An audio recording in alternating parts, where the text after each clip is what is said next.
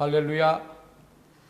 오늘은 민수기 21장 4절에서 9절 말씀을 가지고 광야의 복음이라는 제목으로 말씀을 드리고자 합니다. 성경 중에 복음의 가장 핵심적인 구절로서 요한복음 3장 16절을 지적하고 있습니다.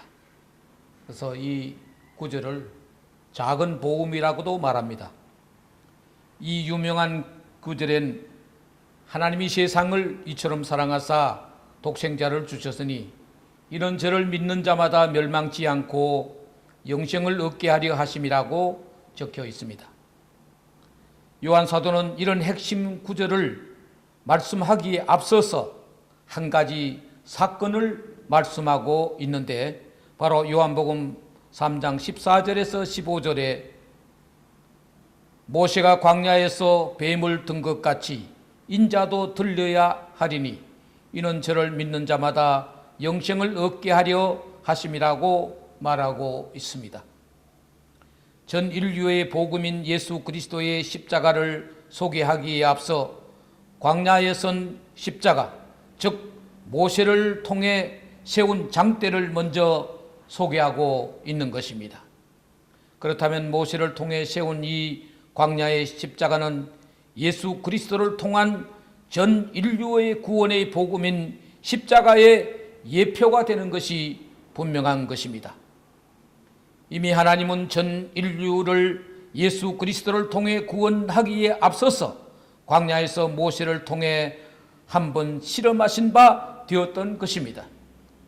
모세를 통해 세워진 광야에 높이 세운 롯뱀의 장대는 진정 그 당시 광야에서 죽어가는 많은 사람에게 복음의 기쁜 소식이 되었던 것인데 그것은 예수 그리스도의 십자가가 우리 모든 인류에게 복음의 기쁜 소식인 것과 마찬가지인 것입니다. 먼저 생각할 것은 광야에 만연한 백성들의 원성과 원망들이 있었다는 사실입니다. 먼저 알아야 할 것은 모세로 통해 롯뱀의 장대가 세워지기 전까지의 그 광야의 현실을 알 필요가 있습니다. 저들은 광야 길로 열심히 행군하다가 너무나 지치고 힘들고 또 어려워서 마음이 상하였습니다. 그러다가 한마디 두마디 원망과 원성이 터져나오기 시작했습니다. 그 원성이 드디어는 하나님을 향해 모세를 향해 원망하기 시작했습니다. 원망과 불평은 마치 전염병과 같아서 삽시간에 퍼져나가는 것입니다. 특히 열악한 환경에 처한 사람들에게 원망과 원성은 급속도로 번져가는 것입니다. 마치 어려운 환경에 처한 사람들에게 전염병이 급속도로 전파되는 것과 같습니다. 난민들이나 수재민들이 집단으로 우거하는 곳에는 콜레라나 이질들이 급속히 번지는 것과 같은 이치입니다. 옛날에 그 공산주의자들은 반드시 가난한 사람들, 살기 어려운 사람들을 찾아 민심을 자극했다고 합니다. 공산주의자들은 이런 불평, 불만의 사람들을 모아서 세력을 규합한 것입니다. 그래서 가난하고 열악한 환경은 공산주의의 서식처란 말이 생겨나기도 했습니다. 정말 어려운 환경에서 불평, 불만, 원성, 비난이 쏟아지는 것은 흔히 있을 수 있는 일임에 틀림이 없습니다. 사탄은 언제나 이러한 환경에 처한 사람들을 찾아서 원망하고 원성을 쏟게 하다가 결국에는 하나님께까지 반기를 들게 만드는 것입니다. 아름답고 달콤한 사랑에 빠지면 이 세상 전체가 아름답게 보이지만 자신이 어려움에 처하거나 괴로운 처지에 처하면 온 세상이 어둡고 침침하고 괴롭게 보일 수밖에 없는 것이 사실입니다. 결국 광야의 백성들은 자신들의 어려운 처지를 신앙으로 극복하지를 못했습니다. 인간적으로 한마디씩 내뱉는 원성이 드디어는 험악한 지경에 이르게 된 것입니다. 결국 이 원망과 원성으로 인해 되어질 일은 불을 보듯 뻔한 것이었습니다. 하나님께 대한 반기요 반란이었고 폭동천야를 맞게 되었을 때 하나님은 드디어 이 백성들을 제압하셔야 됐던 것입니다. 세상에서도 반란이나 폭동은 가장 엄히 다스리듯이 하나님은 이들 백성들을 위해 심각한 징계를 예비하셨던 것입니다. 둘째 생각할 것은 불법에 물려 죽어가는 많은 백성들을 보게 됩니다. 하나님은 이들 백성들을 위해 불뱀을 풀어 물게 하였습니다.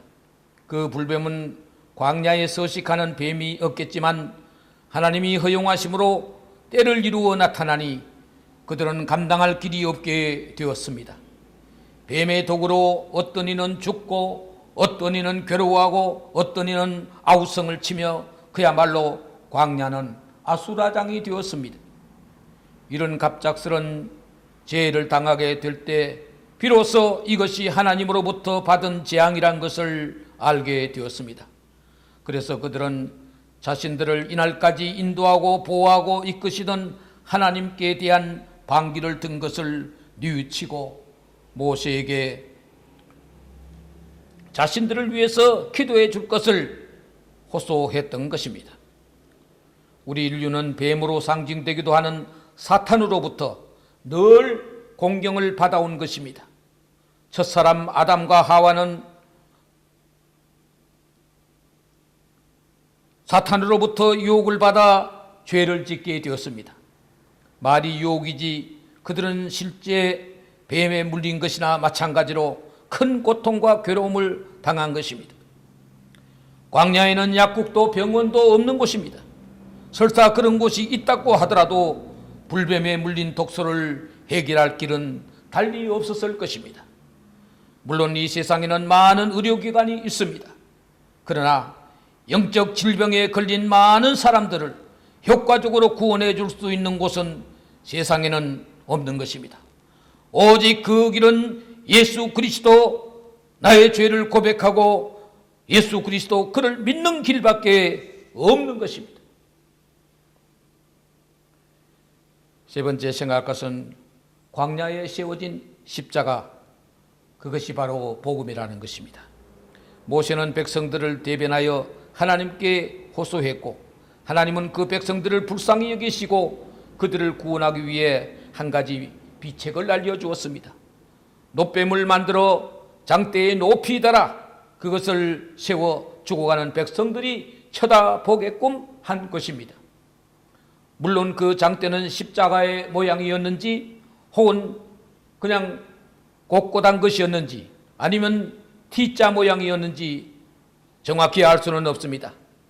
그 장대의 형태가 어떻든 그것의 의미는 바로 십자가의 의미, 바로 그것인 것입니다. 이미 요한의 복음에서 그것을 말했듯이 이 광야에 세워진 장대는 광야의 십자가로서 후일 예수 그리스도의 구원의 십자가를 의미하고 예표하는 것이었습니다. 먼저 장대의 의미를 살펴봅니다. 여기서 장대란 형틀입니다. 사람을 형벌하여 모든 사람에게 알리고자 할 때 장대에 높이 매달아 죽였던 것입니다. 에스더에서에 보면 하만이라는 사람이 모르드게를 죽이기 위해 장대를 마련했다가 결국은 자신이 그 장대에 달려 죽임을 당한 일이 있었습니다. 갈라디아서 3장 13절에도 나무에 달린 자마다 저주를 받은 자라고 했습니다. 이 나무는 바로 죽음의 형틀인 것입니다. 거기에 뱀이 달렸다는 것입니다. 둘째로 그 형틀에 얼마 전까지도 많은 사람을 물었던 불뱀의 상징인 놋뱀을 만들어 달았던 것입니다. 우리 인생을 괴롭히는 사탄은 결국 하나님의 진노를 피할 수 없음을 알게 하신 것입니다. 일찍이 창세기 3장 15절 말씀에 여자의 후손이 뱀의 머리를 상하게 하고 너는 그의 발꿈치를 상하게 할 것이다 라고 했습니다. 이는 최초의 십자가 예언으로 간주되는 말씀인 것입니다. 즉 예수 그리스도께서 사탄을 이기실 것을 말씀하신 것입니다. 우리는 십자가의 실체를 분명히 알아야 하겠습니다. 그 십자가 자체는 사형 트리오, 사형 기구였던 것입니다. 그리고 그 십자가에서 처형당한 분은 예수 그리스도지만 실제 처형당한 것은 예수 그리스도가 아니라 사탄인 것입니다. 예수는 그 십자가를 통해 부활하시고 십자가를 통해 승리하신 것입니다. 광야의 십자가에 뱀이 달린 것은 사탄이 징벌받을 것을 말씀한 것인데 예수님이 십자가를 통해 죽기까지 복종하심으로 사탄이 징벌을 받게 된 것입니다. 우리는 십자가를 볼 때마다 승리하신 예수를 볼 수 있어야 하겠고 그 이면에 광야의 십자가를 통해 보인 것과 같이 뱀이 달린 모습을 연상해 봐야 됩니다. 그것은 바로 사탄이 징벌받음을 뜻하는 것입니다. 끝으로 네 번째로 누구든지 쳐다본 적 살리라는 말씀인 것입니다. 광야의 십자가와 그리스도의 십자가의 공통점은 누구든지 그를 우러러 쳐다보는 자는 산다는 것입니다. 쳐다본다는 것은 단순히 본다는 것만 뜻하는 것이 아니라 믿음의 눈으로 바라본다는 것입니다. 구원의 복음이란 바로 하나님이 이미 마련해 놓으신 것을 믿고 바라봄으로 이룩되는 것입니다. 성경에 보면 구원의 원리를 그렇게 단순하게 표현할 수 없으리만큼 단순하게 표명하고 있습니다. 누구든지 믿으면 구원을 얻는다. 주의 이름을 부르는 자는 구원을 얻으리라. 입으로 시인하여 구원을 얻는다. 퀴즈 게임이 아니라 어린이로부터 노인에 이르기까지 누구든지 구원 얻을 수 있는 가장 보편적이고 쉬운 길이 구원의 길이라는 것입니다.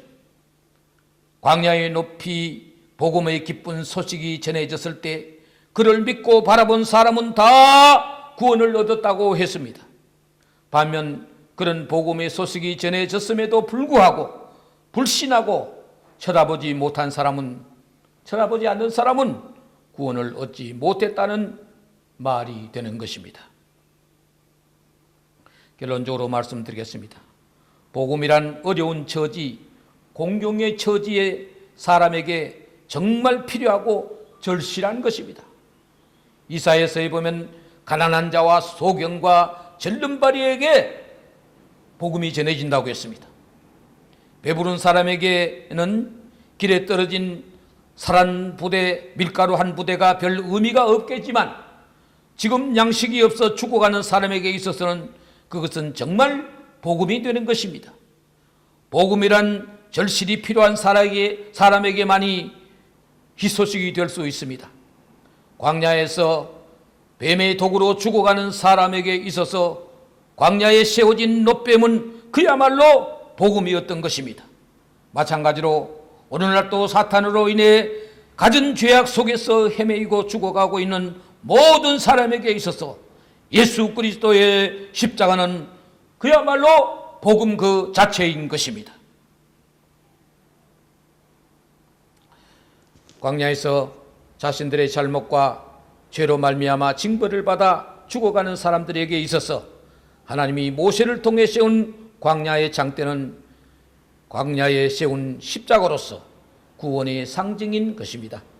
마찬가지로 그것은 오늘날 육신의 유족한 삶 속에서도 죄악의 문제로 인해 고통당하고 고난당하는 모든 사람에게 있어서 그리스도의 십자가는 복음 그 자체인 것입니다. 우리가 분명히 기억할 것은 우리는 두 개의 십자가를 연상함으로써 십자가의 의미를 확실히 알 수 있어야 되겠습니다. 광야에 달린 십자가는 뱀이 달렸다는 것입니다. 그것은 바로 사탄이 징벌받음을 뜻하는 것입니다. 반면 예수 그리스도의 십자가는 그리스도가 달린 것입니다. 그것은 예수 그리스도의 승리를 뜻하는 것입니다. 분명 십자가는 이 두 가지 의미를 함께 지니고 있습니다. 그것은 사형틀로서 사탄을 징벌한 데 반하여 또 하나는 그리스도의 온전한 복종으로 통해 승리의 깃발이 되었다는 것입니다. 그러나 여러분은 오늘 그리스도를 통한 이 온전한 십자가를 통해서 아름다운 복음을 접할 수 있게 된 것을 하나님께 감사할 수 있어야 되겠습니다.